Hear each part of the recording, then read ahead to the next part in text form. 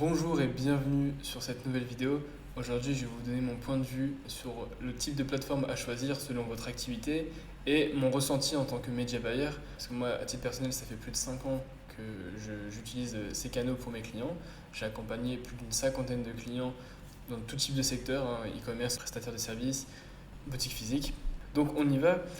Alors Google Ads ou Meta Ads, on va voir ça de suite.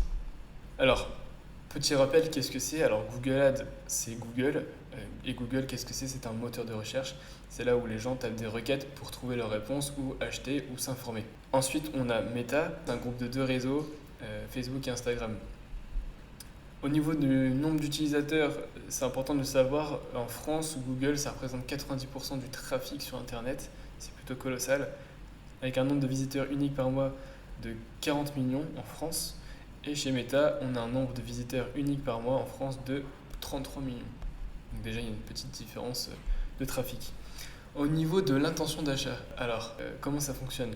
Chez Google, elle est élevée puisqu'en fait, une personne qui va venir sur Google taper par exemple un mot-clé, je sais pas, plombier dans le 75, elle a une intention derrière. Soit elle s'informe, soit elle va prendre rendez-vous parce qu'elle a un souci. Voilà. Chez Meta, c'est l'inverse, c'est une intention qui est faible parce que sur Meta, vous n'allez pas sur Meta pour chercher quelque chose à acheter, vous allez sur Meta pour vous divertir avec vos amis, le contenu, etc. Donc vous n'allez pas chercher collier pour chien sur Meta Ads, ça n'a aucun sens. Si vous cherchez ce produit-là, vous allez le faire sur Google. Ensuite, donc les canaux, il faut savoir que Google Ads, c'est plusieurs canaux, il y en a 6. Il y a le search, le shopping, le display, Discovery, YouTube et Gmail. Chez Meta, il n'y a que Facebook et Instagram pour faire de la publicité. Ensuite, on a la manière de dépenser. Il faut savoir que sur Meta, on travaille à l'impression. Donc vous allez donner, admettons, je sais pas, 10 euros par jour. Et votre publicité va être montrée à 10 000 personnes. Voilà pour l'exemple. 1000 personnes, 10 000 personnes. Dans tous les cas, vous allez payer pour ces impressions. Que la personne elle clique, qu'elle l'achète ou qu'elle ne fasse que regarder. Voilà, vous n'avez pas de certitude. Tandis que l'avantage chez Google, c'est que là, vous allez payer au clic. Donc, si la personne n'est pas intéressée par votre annonce, parce que vous vendez, elle ne va pas cliquer. Et donc là, c'est une sacrée économie pour vous, parce que déjà, il y a un gros tri qui est fait. C'est-à-dire que les personnes qui cliquent sont dans un contexte de trafic qualifié. C'est-à-dire, grosso modo, que la personne elle a non seulement envoyé une requête qui correspond à votre annonce, mais en plus, elle a cliqué parce que votre annonce l'intéresse. Donc déjà, le taux de cold ou de hot traffic est énorme. C'est-à-dire que là, par rapport à Facebook, vous avez un énorme avantage, un énorme levier. Donc ensuite, il y a le CPM. Donc le CPM, qu'est-ce que c'est? C'est le coût par 1000, le coût par 1000 impressions. Et en moyenne, sur les deux plateformes, on est aux alentours de 14 $, suivant les secteurs. Ensuite, il y a le ciblage. Donc le ciblage chez Google Ads, comment ça marche? C'est vers la requête que l'utilisateur a émise. Donc en fait, là, vous dépendez d'un volume de recherche. Donc comme là pour l'exemple, j'ai mis canne à pêche pas cher. Donc les personnes qui tapent canne à pêche pas cher sur la barre de recherche Google, on peut voir avec certains outils comme SEMrush ou Ubersuggest de Neil Patel que ce mot-clé-là, cette requête, elle est tapée 2800 fois par mois. Pareil pour plombier Paris. 4500 fois par mois. Voilà. Bon là pour le coup, c'est des exemples, c'est pas les vrais nombres de recherches par mois, j'ai mis son exemple. Donc voilà. Par contre, à l'inverse, chez Meta, on n'est pas sur un volume qui dépend du nombre d'utilisateurs qui tapent cette requête-là, on est sur une audience prédéfinie. Donc comment ça fonctionne? En fait, admettons, je vais prendre l'exemple de la niche des chiens. Les personnes qui likent ou s'abonnent à du contenu en rapport par exemple avec les chiens vont arriver dans l'audience chien. Voilà. Et donc en fait, vous, de votre côté avec le business manager, vous allez pouvoir choisir des données démographiques comme le sexe, l'âge ou le comportement, mais aussi les intérêts, donc par exemple comme la niche du chien. Donc là, en intérêt, si vous vendez un collier pour chien, demain vous allez choisir 18-40 ans, peu importe, homme, femme, intérêt chien. Voilà. Comme ici, je vous ai donné un exemple, intérêt pour la pêche, on peut voir qu'il y a 350 000 personnes. Voilà un peu la différence au niveau des ciblages. Au niveau des visuels, à quoi va ressembler votre publicité, typiquement, chez Google Ads, on est à 82% sur du textuel. Donc les annonces, vous voyez quand vous tapez, je sais pas, Nike Air 42, vous allez avoir un petit lien en promotion. En fait, c'est tous les liens search avec le petit onglet promotion. Ça veut dire que là, c'est de la publicité sur le search.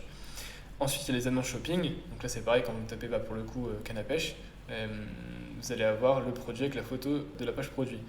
Par contre, il y a un petit travail à faire au niveau des créatifs pour le réseau Display Discovery. Donc ça englobe en gros les bannières que vous voyez sur les sites partenaires type, je sais pas, Le Bon Coin, vraiment les gros sites, eBay sans doute. Ensuite, il y a aussi YouTube. Donc là, il y aura un petit travail à faire au niveau du visuel, mais rien de compliqué. Nous, en tout cas, pour les clients, on n'a pas besoin de faire des trucs ultra pointus en termes de prod, vraiment des choses très simples. Et souvent, les choses simples en Discovery Display fonctionnent très bien par rapport à des choses qui sont faites de façon ultra pro, voilà, avec une équipe de prod derrière. Sachant que nous, on l'utilise généralement que pour le retargeting. Sinon, c'est très compliqué en acquisition froide de générer du lead ou des ventes avec ces réseaux-là.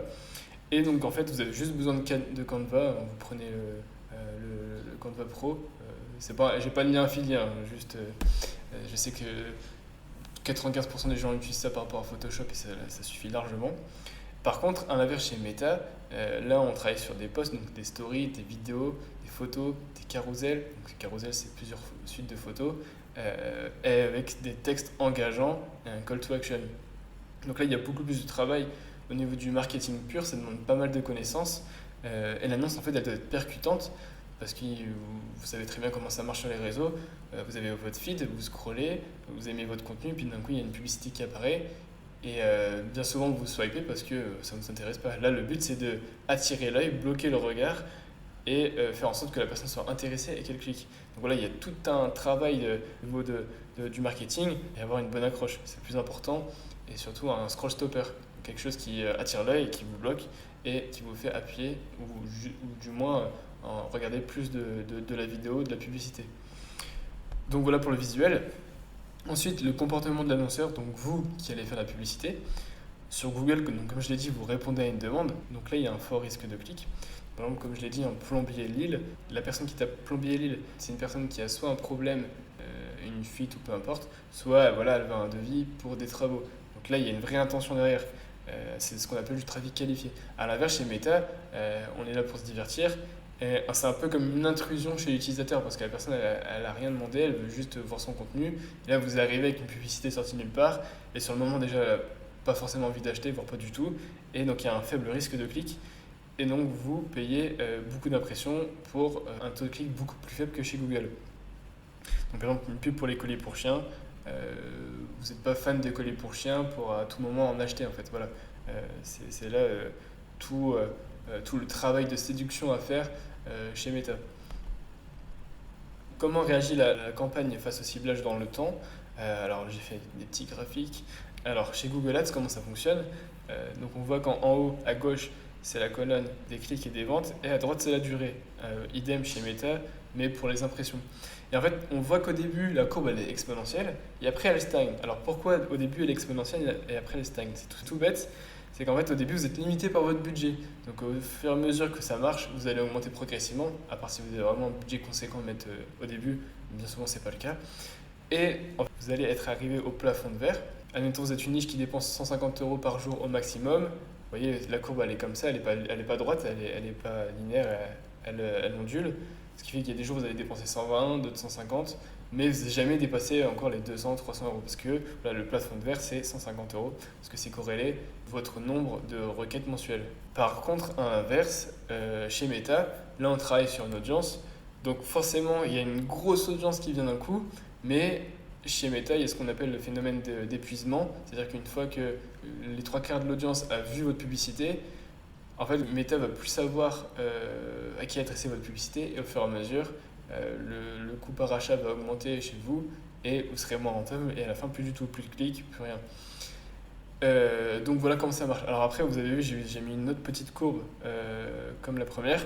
Pourquoi? Parce qu'après, ce qui est possible de faire, c'est une fois que vous avez un pixel bien chaud avec beaucoup de ventes qui ont été réalisées ou des réservations ou des appels, suivant ce que vous faites comme activité, vous pouvez faire ce qu'on appelle une audience de lookalike. C'est tout bête, vous dites à Facebook, voilà à quoi ressemblent mes visiteurs, voilà à quoi ressemblent mes acheteurs, trouve-moi les mêmes personnes qui ressemblent à ces catégories de personnes. Et en fait, automatiquement, avec l'algorithme, Meta va trouver des prospects à qui montrer votre publicité. Donc voilà comment ça fonctionne. Ensuite, donc voilà un petit récap. Une coche égale un point, c'est sur 6. Donc on voit qu'en premier, l'intention d'achat chez Google, elle est élevée, chez Meta, elle est faible. Les canaux, chez Google, il y en a 6, chez Meta, il y en a 2. Le type de dépense, c'est au clic, donc beaucoup plus intéressant que chez Meta qui a l'impression. Le ciblage, c'est sur le volume de requêtes, tandis que chez Meta, c'est sur l'audience. Et après, j'ai mis un petit KPI sur les difficultés à produire des bonnes annonces, des bonnes créas. Sur Google, c'est beaucoup plus simple parce que les 3 quarts du temps, c'est que du texte. Tandis que chez Meta, il faut quand même certaines compétences, même si ça s'apprend avec le temps. Et ça demande aussi de l'argent pour faire des créas assez pro. Même si parfois, il ne faut pas être trop pro parce que des trucs un peu plus, des créas un peu plus TikTok entre guillemets marchent mieux que des grosses campagnes de pub. Ensuite, le coût par mille, donc là, idem chez les deux. Et donc, du coup, ça nous fait un total des points de 6 sur 6 chez Google et Meta 3 sur 6. Donc, du coup, là, vous vous dites certainement, du coup, Meta, c'est nul, autant tout mettre sur Google. Et ben, je vais vous dire, pas forcément. La meilleure stratégie, en fait, si vous voulez, à faire à l'heure actuelle, c'est à la fois Google Ads et à la fois Meta Ads. Ok, attention, par contre, il faut bien faire les choses. Il faut concentrer votre acquisition froide chez Google, mais par contre, il va falloir utiliser le retargeting de Meta par rapport à votre trafic que vous avez acquéri à Google. Et là, vous avez une bonne stratégie qui est facile à mettre en place en plus. Et donc, comment ça se passe au niveau du budget? Très important, il ne faut pas faire 50-50, ça ne sert à rien. Il faut mettre 80% de son budget chez Google en acquisition froide et 20% en retargeting. Ensuite, pour qui cette stratégie fonctionne? Tout le monde. Cependant, je tiens à préciser, petit disclaimer, certains secteurs fonctionnent mieux chez Meta en acquisition froide que chez Google.